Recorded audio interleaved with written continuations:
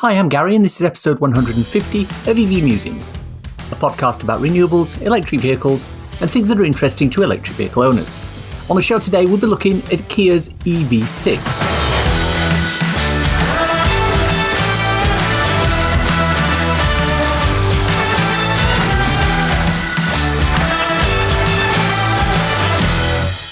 This season of the podcast is sponsored by ZapMap, the free-to-download app that helps EV drivers search, plan, and pay for their charging. Before we start, I wanted to take a moment to reflect on the fact that this is episode 150. From a small podcast that Simon and I started back in 2019, it's snowballed a little to the point where we're heading towards 4,000 downloads every month. And we're not quite fully charged yet, but we have had both Jack Scarlett and Dan Caesar from that show on our roundtable episode. So we're getting there. Our main topic of discussion today is the EV6. Continuing our occasional series where we look at the current electric vehicles available to purchase, we find ourselves looking at the EV6. This is the Kia vehicle that's based on the same overall platform as the Hyundai Ioniq 5. To talk about his EV6, we're joined today by Pete Mooney, EV6 owner and driver. Welcome, Peter. Hi. Before we start, just tell me your EV story. What brought you to electric from fossil fuels? Was it one incident? Was it peer pressure? What? Okay, so my job, I'm a mechanical and electrical consultant. I generally design buildings and houses. So I see a lot of environmental things that go on in the buildings, the legislation that's now going in place to make homes more efficient, to include renewable energies. So I've always been interested in that side of society. My journey in electric cars started in 2018. Before then, I was driving a Volkswagen Tiguan, a 2-litre diesel. My commute was from Maidstone in Kent to Greenwich, which is a horrible journey most of the time. Lots of start-stop traffic in a 2-litre diesel with a manual gearbox was just a horrible journey. I was sort of looking at buying a new car, and at that sort of time I was getting into Martin Lee's podcast, EV News Daily. I was listening to Robert Llewellyn, and the whole revolution of the electric car was coming, and I really wanted to get into one. So when I looked at the cost of diesel just getting to and from work, I wondered whether or not I could offset that against not having to pay for diesel anymore. Didn't have a very big budget though. It really was just the cost of the diesel that I had to play with, and getting into a car that was sort of family sized and did everything we needed it to do was really hard. In the end, I settled on a Mercedes B-Class. I know that it's quite flawed as an electric car as far as how far it goes and how fast it charges, but we lived in the suburbs of Kent, and everywhere we went was never really that far anyway. It wasn't our only car. We had another sort of family sized car, in inverted commas, that we could use if we wanted to go further distances. So I just went for it in the end and never looked back. I loved that car. It was absolutely brilliant. It's lovely to drive, smooth, quiet, comfortable, everything that you'd expect from a premium car, and the fact that it was electric was absolutely brilliant. So I did my journey to Greenwich absolutely well, and when I got to the car park I could charge it up there, and I got home and I would charge it at home. Yeah, it's absolutely brilliant. But not long after, a couple of years ago, we moved to Norfolk, and up here everything is a little bit further away, and the sort of 80-mile range of the B-Class was just struggling a little bit too much, and the charging was so slow. We just decided to just cash it all in. We sold that car. We sold the car we had. We amalgamated the money from both of them, and then we bought one EV6, and here I am today. I like that story, and it always reminds me of a couple that I met at an electric vehicle meet, and they were running, I think, a diesel Nissan Qashqai at the time. And I've told this story on the podcast before, you might have heard it, but they worked out that the amount of money they were spending on diesel per month would totally cover the cost of a loan for I think they bought an e-Golf at the time. Plus, because they were doing business mileage, they could actually claim 40 pence a mile against the business. So by selling the Qashqai, buying the e-Golf, they effectively got it for free, and the company were paying them to drive it. So absolutely fantastic. Love that story. Yeah, that was exactly the same. It was really just finding the car that suited our family's needs that I could get for the same sort of monthly cost I was spending on diesel. And I know that, even in 2018, that sort of limited your costs, or your choice quite a lot. So the e-Golf was on my list of cars. I've never really liked the Nissan Leaf that much, so I didn't really consider that one. And I know it sounds really snobby, but we drove Mercedes, and I quite like nice cars, and I didn't want to go down to something like a Nissan Leaf. I know that sounds snobby, but so the B class sort of ticked all the boxes, really. I'm not going to say you're snobby at all. I mean, if you like Mercedes, you like Mercedes. There's nothing wrong with that. Let's talk about your EV6. What spec, what model did you get?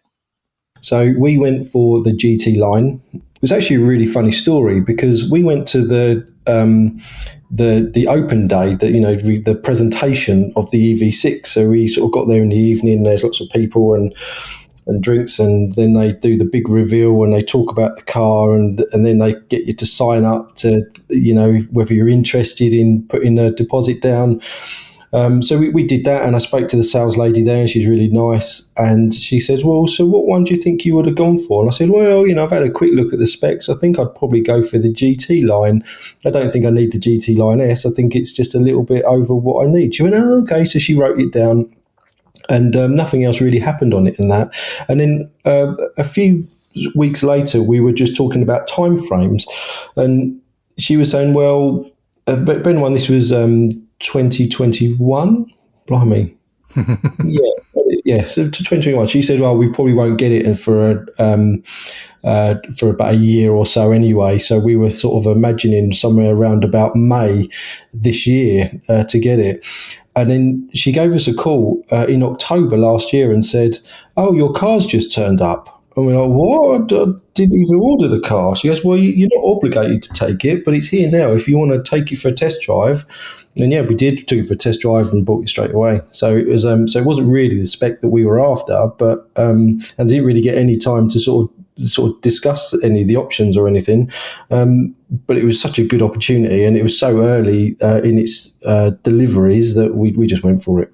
I've spoken to a lot of people who've bought cars that are in the similar sort of demographic as yours, the larger, the slightly more expensive, the slightly more luxurious ones. And a lot of them say, well, I went for a Tesla. And a lot of them say, well, I looked at Tesla and decided against it. Was Tesla ever in your vision for being a car that you would want to drive? It's a really good question. I've always loved Tesla. Really early on, before anyone I knew had ever even heard of them.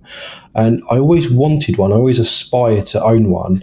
And then it's funny, because when it actually got closer to, I could actually afford one of these, I was looking at a second-hand Model S, and I just think they're too big. For what I need a car to be, it's sort of the wrong shape, and it's just too big a car. So, and obviously the X is too expensive.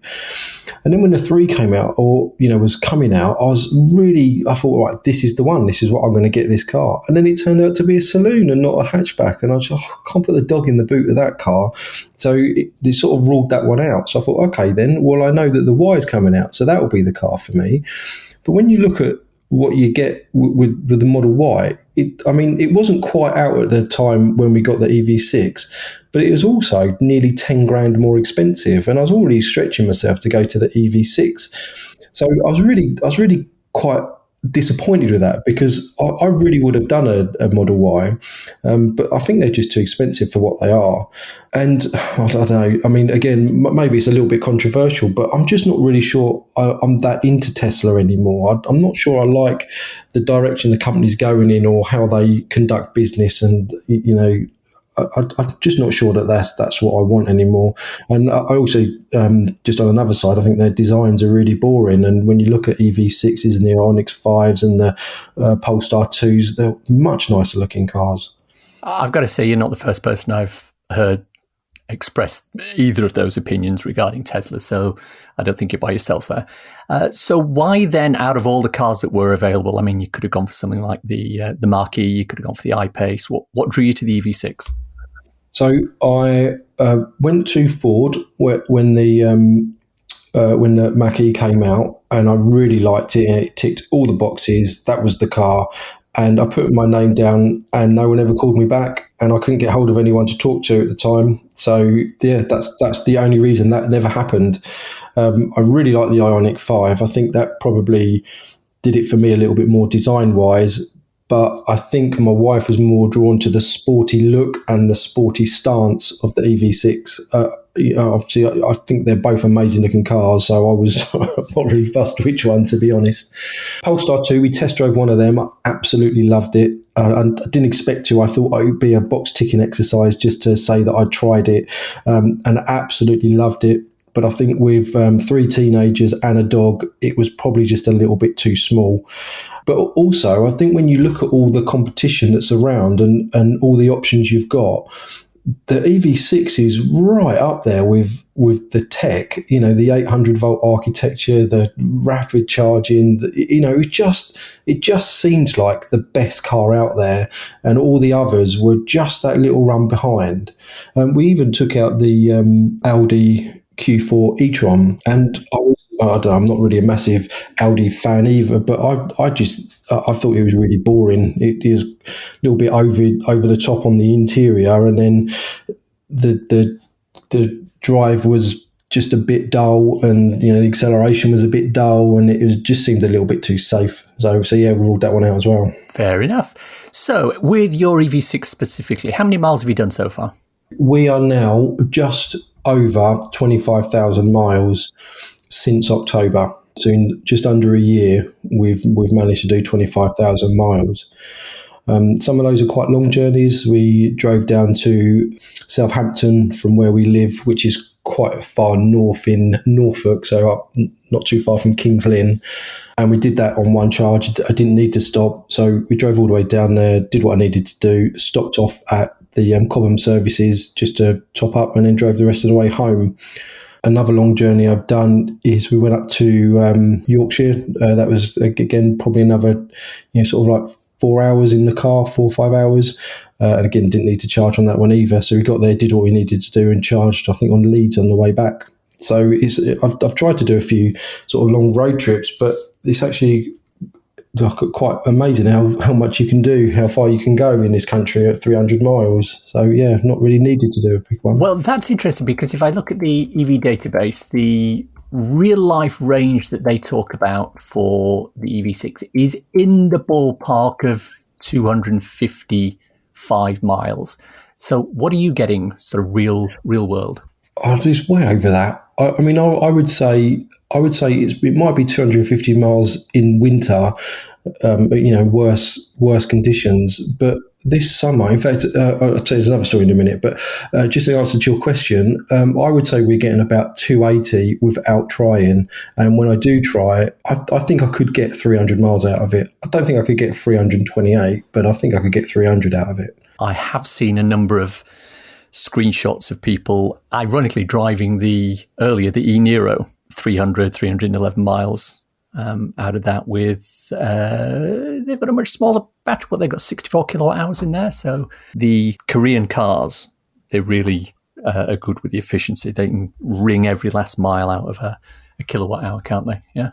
I did the London to Brighton EV rally earlier on, and that was quite an experience, because it's the first time I've ever really tried to hypermile it, so to speak. So it was a nice sunny day. I didn't really need the air conditioning on. Had windows down when I was going slow enough. The speed was always really slow. You was always behind somebody, and I was getting over 5 miles per kilowatt hour as an average for that journey down from London to Brighton. and it sort of peaked at about 5.5 miles. And there was a guy there I was talking to who owned a Model 3, and I was getting better economy than he was. And I know the efficiencies of the Teslas, and he was probably had his air conditioning on and a few things. But I know that trying to be really frugal, that car will be really frugal if you treat it right. So that was an eye opener as well. I was really impressed with that. Now, correct me if I'm wrong, the EV6 has the flappy paddle Regen braking, yeah? How's that working for you? Is it good? Can you do the full effective one pedal driving? Does it bring you to a stop? Can I start your story? I'll talk about the B class that I had. So the B250E also had the paddles, and it had Regen braking. It had an auto mode in it, and it had the radar on the front and the camera. So, and bearing in mind how old this car is, I could set that car to auto and I never needed to change it. So what would happen is I would be going down the motorway at 70 miles an hour, and I'd come off the accelerator and there'd be absolutely no regen whatsoever. It would coast for absolutely ages. And then when it detected a car in front, it would really gently put the regen on until it kept you at that distance away from it. It didn't have the radar guided cruise control, but it would use the regen to make sure that you didn't get too close. But you could also be doing something like 60 mile an hour down a country lane, and then when you go into like a 50 zone, it detects that you're in a 50 zone, and then it applies the regen to bring your speed down to 50 mile an hour. And then while you're in that zone, it keeps the regen a bit stronger to regulate your speed. It was absolutely brilliant. It worked flawlessly every time, and I've never experienced an auto regen system any better. And I think probably the new EQCs do it, or the EQ cars from Mercedes. But that was absolutely brilliant. And then when we got the EV6, and there's also an auto mode on that as well, because I thought, well, I don't really want to be faffing with paddles and regen. I just want to put it to where it's going to go, and that's where I want it. But it just doesn't work the same. It's not limited. It doesn't use the speed of the zone you're in. And then there's also levels of auto, which I never really understood. So you can have a high regenerative auto, which doesn't do anything, and if you back it right the way off to number 1, it will coast for ages until you get close behind a car, and then it will apply the regen. But it just doesn't work as well. It's not as intuitive, and it's not as smooth as the Mercedes ever was. So I generally just leave it in high regen all the time and use one pedal driving as much as possible. But there's also one of the software things about it is that there is a one pedal driving mode on there, but you have to select it every single time you get in the car.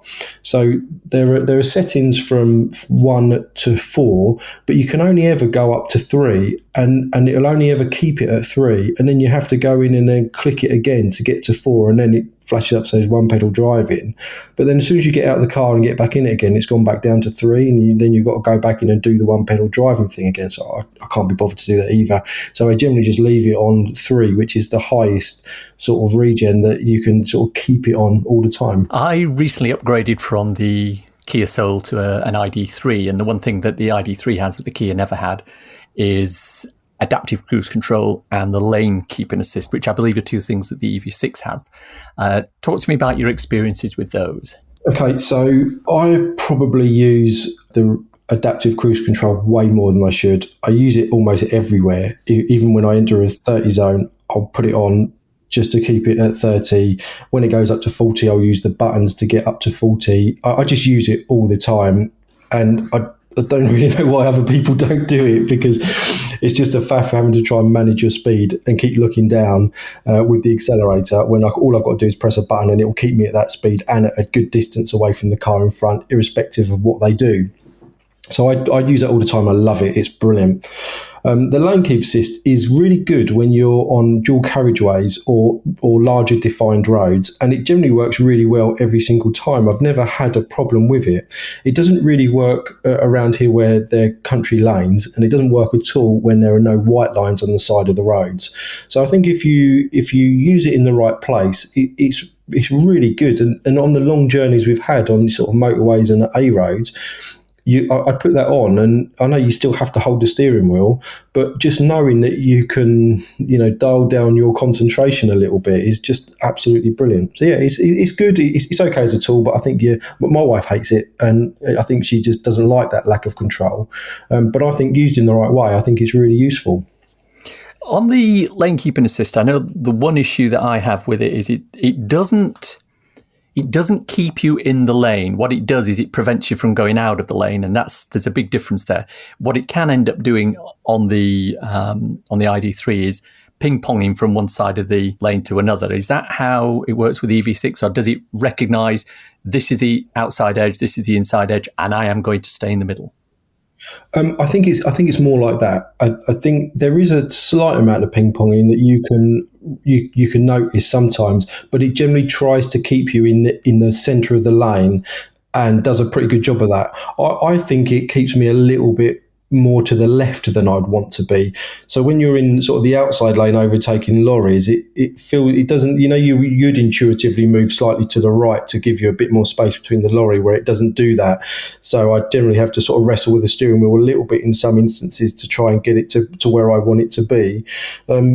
So yeah, I don't think it's perfect, but the times when I've got it on and I want to just change the radio station so you divert your eyes a little bit, it's just that psychological knowing that there is somebody looking, or there's something looking out of what's going on in front or where you are in the lane, to allow you to do that a bit more safely. So I think it works really well, and I think once you understand sort of how it works and its limitations, I think it's a really useful tool. Now, looping back to the adaptive cruise control, picking up on something you said a few seconds ago, one of the things I particularly like about the adaptive cruise control on the ID3 is that it will recognise changes in the speed limit. So if I'm in a 30 zone and I hit a 40 zone, it will go, oh, right, we're in a 40 zone, and it will automatically compensate and put the speed limit up, and it will accelerate up to 40. And then when I hit a 30 zone again, it will go, oh, right, you're back in a 30, and it will drop it down with no user intervention. Is that something you've got on the EV6 and you don't use, or is that not part of ACC on the EV6? So there's something like that I've used on the motorway, where it's if you set your cruise to the speed limit of the motorway, most of the time the little icon on the screen turns green and tells you that it's now going to track the speed of whatever road you're on. I've only ever really seen it work on motorways and A roads. I've never seen it work on any smaller roads. But it doesn't sound as good as the system that you're describing. Like, for example, I can't be doing 30 in a 30 zone and then it sees a 40 mile an hour speed limit sign and then increases to 40. It doesn't do that. But one of the things that is the problem with those sort of systems is if you're going from slower to faster, then that obviously works quite well. But if you're going from faster to slower, it won't actually adjust the speed until you've gone into the zone of the slowest speed. So you're technically speeding until it slowed itself down. So it would be really nice if it saw the sign coming up and goes, oh, right, so we're doing 50 miles an hour. That sign is 40. So I need to start slowing down now so that by the time I get to that sign, I am now only doing 40 miles an hour. But as far as I know, there isn't a system that is that intuitive. The ID3, it's a totally valid point that you've made there. There are certain circumstances with the ID3 where it will preempt the fact that you're going into a 30 zone and it will slow you down. But it's not consistent and it's not everywhere, because I think half of it works on GPS and half of it works on signpost recognition. So if you're if it's in an area where the GPS says, right, you're approaching a 30 zone, it will start to slow you down. But if you're in an area where that GPS data isn't there and it's relying on the signposts, then it will pick the signposts up, blast through them at 40 or whatever speed you're doing, and then go, oh, right, I'm in a 30 zone, and it will knock you back. The other issue that I've had, and I've had this a couple of times on the A3 coming out of London, the A3 itself is 60 zone, but running parallel with it are roads that sort of slip road off to go to roundabouts that are above the A3, and they're at 30 zones. So because of the GPS, it goes, oh, you're approaching a 30 zone, and it'll slam the brakes on, even though you're still on the A3 that's going underneath the roundabout, and you should still be doing 50 or 60 or whatever it is. So it's not perfect. Yeah, I think you're right, and I think sort of the point you're sort of trying to make, and it's the one that I've found as well, is that all of these systems that are on these premium in inverted commas cars, they're good and they're useful, but like my wife doesn't like using them because she finds them more of a distraction, and I do get that as well, because I just like techie stuff and I like playing with these gadgets, but I think from a broader base, they just add more complexity, because although you're like, for example, if I set my cruise control to 40 mile an hour in a 40 zone, I don't have to worry about sort of maintaining that 40 mile an hour speed, but I do have to keep thinking about the changes in speed limits and what button I need to press now, and so it just had a whole other sort of element of complication to the system. And I think until they work absolutely perfectly all the time in all situations, I think for most people they're always going to be a bit of a faff and a bit of a gimmick. We seem to have drifted across into the part of the discussion where we talk about those things on the vehicle that maybe are not as 100%. So are there any particular things that you've picked up in the time that you've had it that you think, don't like this, or might have done this differently? I mean, God, where do I start really? It's just, there's just a lot of things on the software that are really frustrating. So if we just sort of get out of the way, the car's amazing. It drives really well. It's smooth, quite comfortable. It's big, spacious, blah, blah. It's all of the stuff that you'd imagine a car like this to be. But the software experience is really not that impressive. I'll give you a few examples. So we spent a lot of time when we first got the car playing with all the sat nav, setting all the systems the way we wanted it to be, put all the presets in of the places that we go the most often, set the phones up, all of the stuff that you do.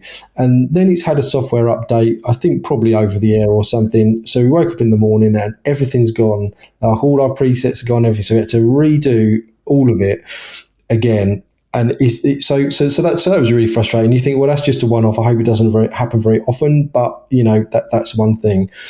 But it's the timings as well. So if I unlock the car and I get in the car but don't start it straight away, then all the like my preset settings don't work. So when you get in the car, once it's all set up, then I open the driver's side door and I get in, and the seat will automatically adjust to the driving position of the last person that drove it. So there are two profiles on our car at the moment, which is mine and my wife's, and hers is much closer to the steering wheel, mine is a little bit further away.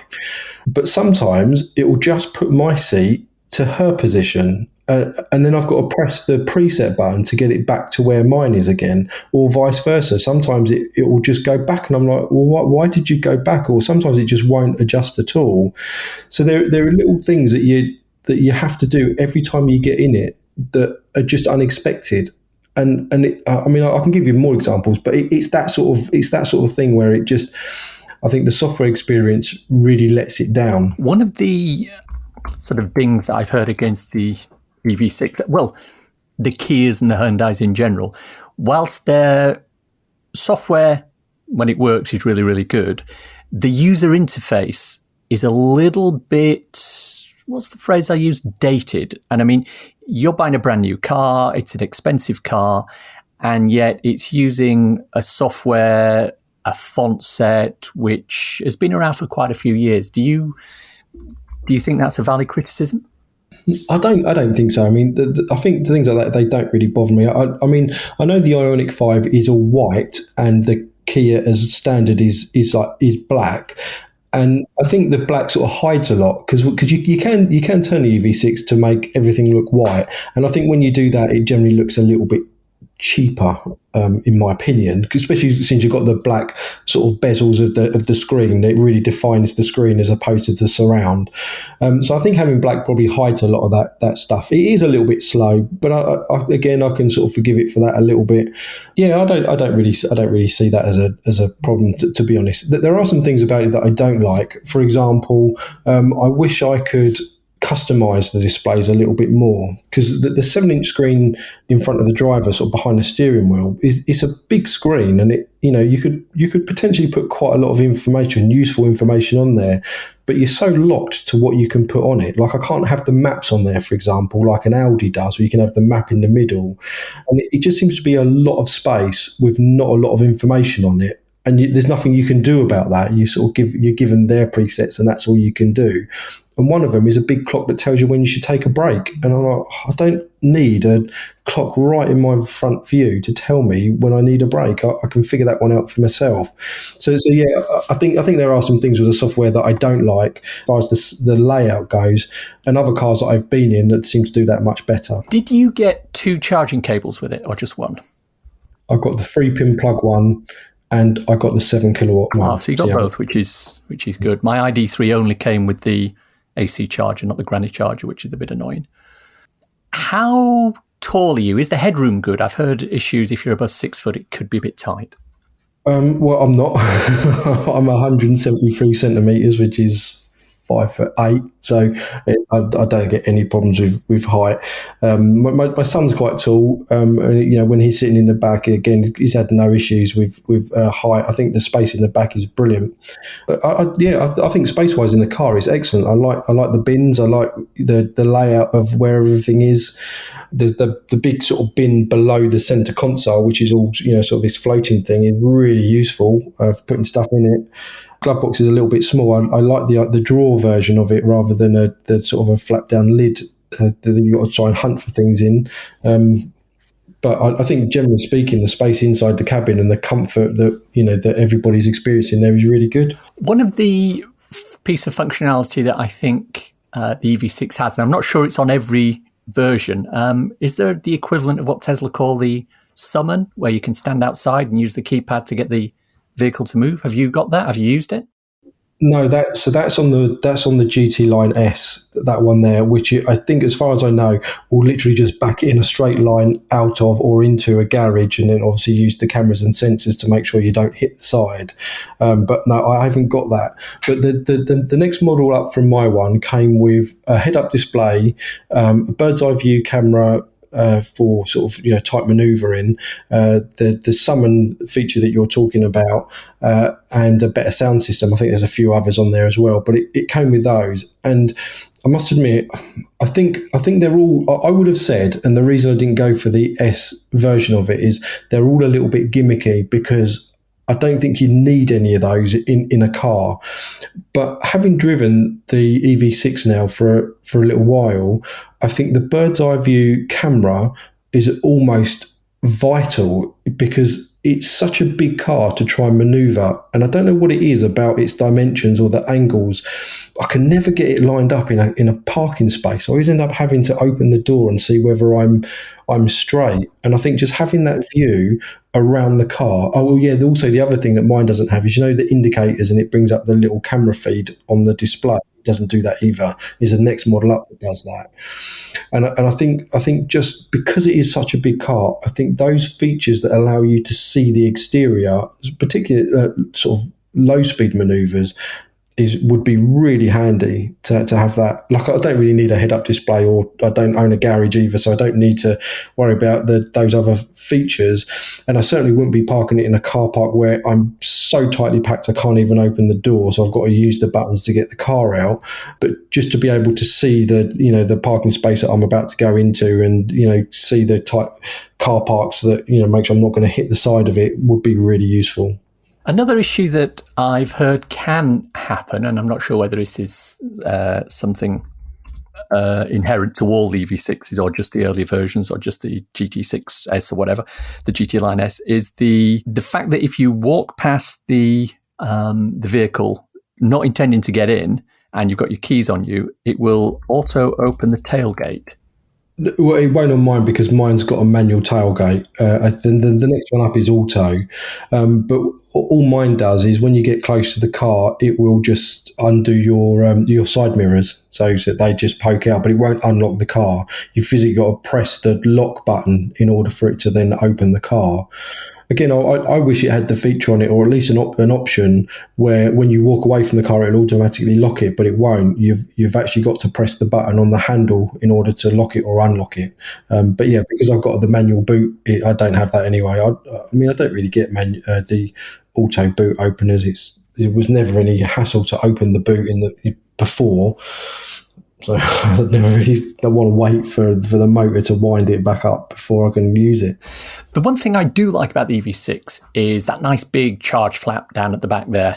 However, one of the things I don't like about the EV6 is that nice big charge flap down at the back there, because it seems to me as if it would be really easy to walk past that and break it off.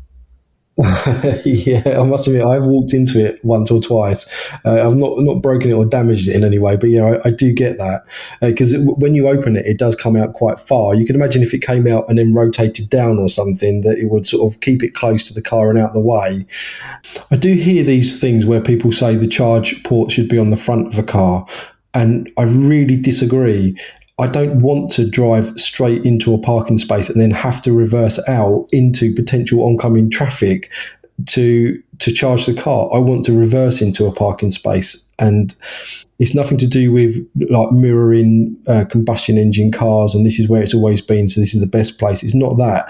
I just don't want to drive straight into a parking bay and until unless they move or put longer cables on the machines to be able to plug it in however you park. That's just what I like. So the position of where the charging bay is on the EV6 is perfect for me. I really like it. I mean, I guess maybe I really like what the Audis did, where they put one on both sides, because you never really know where you're going to park. So I think having the option of maybe one side or the other side would be really useful. It might sort of give it a bit more symmetry. But again, I don't really have too many issues. Although having said that, there's a Tesla charging stall not too far from where I live that's just been opened up to any car. So I thought, well, it'd be rude not to go and try it. So I went down there to do it, and obviously the charging flap is on the opposite side to the Tesla, so you can't actually charge it without blocking two chargers. So I think, I don't know, you could call that maybe short-sighted, but I guess and there is no standard, is there? All cars, no matter where they come from, combustion engines or electric, there's no standard to say where they should be, so nobody standardizes it. So. Well, there's a discussion that I'm having with a lot of the charge point operators at the moment about, do we really does the standard for charging have to be you drive into or you reverse into a parking place and then charge up? Or should we be looking more at what Fastned do on the continent, which is they have the charger in the middle and you drive past it in the same way as you do with the petrol station. So you've got the pump on one side rather than the pump at either the front or the back. So is it drive through versus drive in and drive out? And that way it doesn't really matter where the charger is. If it's on this side, you park on that side. If it's on that side, you park on this side. If it's at the front, you park further back. If it's on the back, you park further forward. I think that's got to be the way it goes ultimately. I mean, I'd also say as well that if you go to a petrol station and you pull up to a pump because it's the only one free, but your flap is on the other side, the pipe is usually long enough to reach around the car to be able to put it there. Whereas in a lot of electric charging bays, the cables are quite short. So unless it is exactly where the manufacturer envisioned your charger to be, it's really hard to make that cable stretch to where it needs to go. So it feels like that's something either the charging manufacturers need to accommodate for more different cars, or we need to settle on some sort of standard for where the charging flap is so that we don't have this problem. Let's bring it back to your EV6 now. Are there any other sort of issues or little niggles that you don't like about it? Apart from the software issues, which seem to sort of permeate through most of the driving experience, like the warning signs that will flash up telling me that my forward collision has stopped working, and then it's really intrusive. It flashes, it's big, it comes up the whole display. It will last for about 30 seconds and then just go back to normal again. It seems to be fine. It doesn't really seem to like the rain that much either. So when it's torrential downpour, all the lights come on. sometimes it puts a parking brake on, sometimes it doesn't. Again, I don't know whether it's a glitch with mine or whether it's just a software thing. It always seems to be related to, I can imagine the designers of the software have thought, right, people are going to unlock their car, they're going to get in their car, they're going to turn it on, and then they're going to go. And generally speaking, when you do it in that order at a certain speed, it all works really well. But if you don't do it in that order, if you sort of open your car, get in your car, close the door, fart around for a little bit, answer an email, maybe take a call, then try and start your car. Like I said, the seat doesn't adjust to where it needs to go. It takes ages to update the profile from one to the other. The seat doesn't go to where you want it. It's just a bit of a faff, and it really detracts from just the driving experience. And again, this is the most expensive car I've ever owned, and it's certainly the most complicated car I've ever owned. And a lot of the time, I just wish it was a little less complicated and just worked the way I wanted it to work. And again, I know, I sort of listen to a lot of podcasts, and I hear a lot of people talk, and some people are really, they like all that filling around, and I just don't. I just want the car to do what it's supposed to do, and that's take me places. And it seems to surround itself with lots of these other things that are supposed to be helpful, and sometimes are and sometimes aren't, which I just find really frustrating. I was just going to ask you, what do you think is missing from the EV6 that you would like to have seen? I would like to. I'd like it to be a little bit faster. I don't think it's slow. It's quite, it's nice and punchy off the line like all electric cars are. But I think for a car that expensive, 0 to 60 in 7 odd seconds is not that quick. I think maybe even just half a second quicker, or 0 to 60 in 6 seconds would feel a lot better. And when it's just one or two people in the car, it's okay. But when you fill the car up with people and luggage, that 217 brake horsepower doesn't seem to go that far. So I would like it to be a little bit quicker. Like I said, I think the bird's eye camera thing is almost a must on any car of this size to be able to manoeuvre it properly. It's around car parks and tight spaces. So I think that would be a handy feature.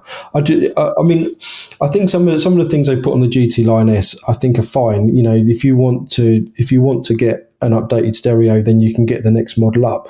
But I think the thing that you have to sort of take a step back with and just realise how much money it costs. £43,000 I think I paid for it, and and it's still only sort of second from the bottom in their whole range of cars. I think it's crazy.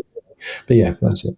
Sort of a follow-on question for that is, and you may have already answered this with the 360 camera, what feature or function do you like that you didn't actually expect to like?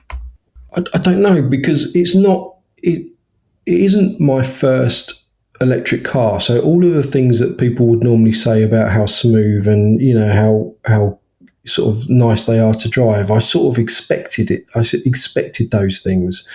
And I think when you buy a car this expensive, you go into it with a lot of expectations about what it should have. And again, I know it sounds a little bit, sort of first world problems, but I went into it with quite high expectations, and then I was a little bit disappointed with the things that it didn't do, rather than really, really glad of the things it has. And I'll give you an example. It's got a front boot. That's brilliant. That's a really useful thing. I never use it. Absolutely never. It's one of those things where it's the same sort of release on a combustion engine car. So you've got to reach under, somewhere underneath the dashboard to pull a lever, to then walk around to the front of the car to try and find the little flappy thing to lift it up. And then there's another flap you've got to lift up to get to the boot. And then when you get there, it's relatively underwhelming. So whereas it might be quite useful for put things like a smelly takeaway in it, I'm not going to do that. It's just too faffy. So it only ever gets used for the things that are almost never used, like the granny lead that I've never used since it's not even out of the packet, which stays in there because I want it to be in the car. So again, I know it sounds a little bit snobby and a little bit first world problems, but I wasn't really surprised by anything it did above and beyond what I expected it to do. My final question on this is something I skipped over earlier on in my list, so I'll come back to that.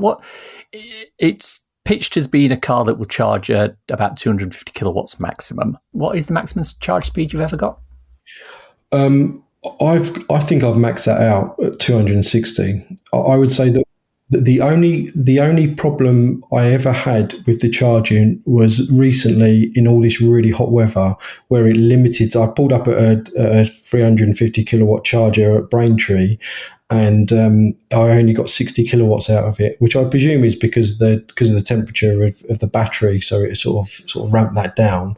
But its charging is just brilliant. It like it's actually a bit of a weird time for it to charge in. So again, I don't really run the car right down to 10% ever. I think most of the time I plug it in, it's normally at about 25%, and going from 25% up to 80% is so fast. I pulled up at a 350 kilowatt charger. I plugged it in. I walked in to go to the toilet. I ordered a Burger King, and I walked back to the car to eat it, and the car had already charged. And so it's like I don't even have time to eat somewhere at a decent charger before the car's charged. So if you did want to sit in and eat, it would be unfair of other people for me to limit the speed that my car charges just so that I can sit and eat and potentially rob someone else of a charge. So it's a case of sort of going in, getting your stuff, looking at your watch, realise that your car's probably charged by now, going back out to the car to move it so someone else can use the charger. Again, I know I'm not complaining that it charges fast. It's amazing that it charges fast. And a really good example of that was I was driving home. The car was a little bit low. I probably could have made it home, but I was in a rush. I wanted to make sure I could go at a decent speed all the way home. I pulled into Braintree to fill it up, and I literally waited by the car like it was a petrol car to fill it up, to put enough miles in it. And it was so fast, it really was at almost 100 miles of range in 5 minutes. So I literally plugged the car in. I waited by the charger, just mindlessly scrolled on social media for 5 minutes, and then just got back in the car and left again. And I think just to have that ability is brilliant. I just wish there were more fast chargers of these sort of petrol station sort of designs around, that people can experience what charging should be. Peter Mooney, thank you very much for your time. Appreciate it. Absolutely my pleasure. Thank you very much. The thing I liked about this discussion was that Pete was very open and honest about both the good and the bad points about the car. He made it clear that he liked the car, but that it wasn't perfect. And that's what I like to hear when it comes to people who come on and talk about their electric vehicles.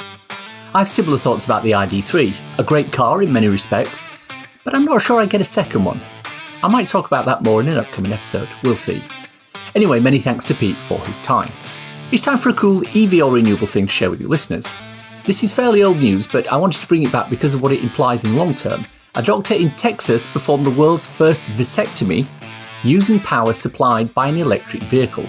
The EV, a Rivian R1T, has a vehicle-to-load functionality, which was drafted in when a sudden power cut meant the operation couldn't be performed.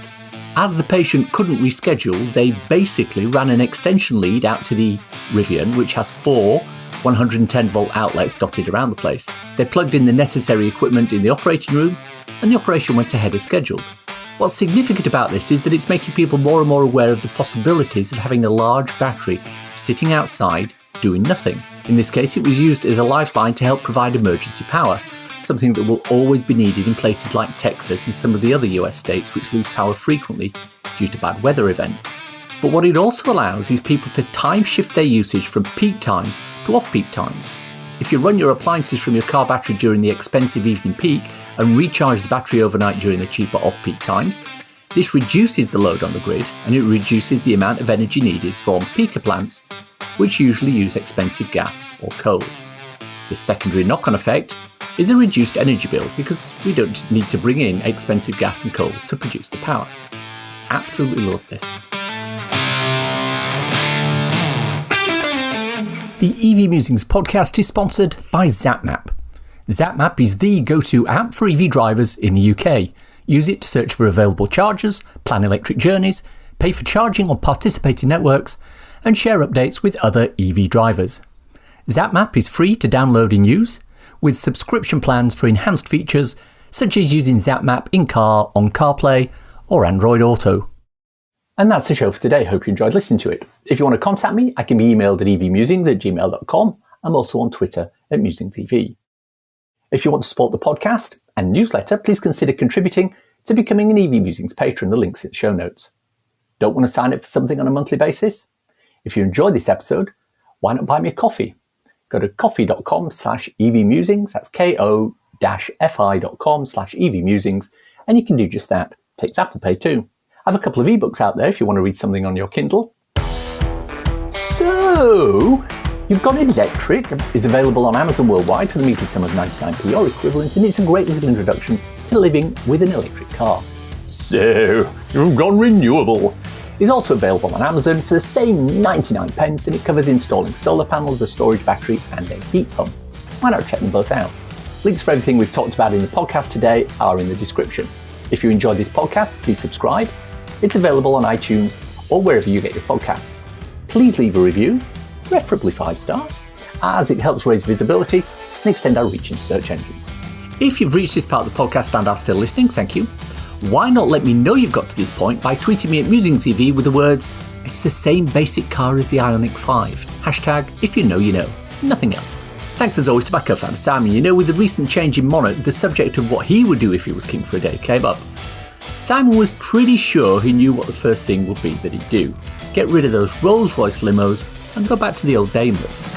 And I know it sounds really snobby, but you know, we drove Mercedes and I quite like nice cars. Thanks for listening. Bye.